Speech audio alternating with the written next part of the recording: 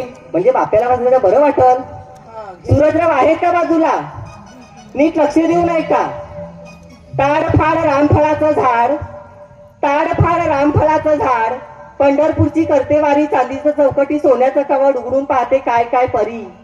साई अंजनी भात भातावर तू तुपासारखा रूप रूपासारखा जोडा, चिरेबंदी वाडा, ठाणबंदी घोडा, कमरेवर गोड चालण्याचा झोप.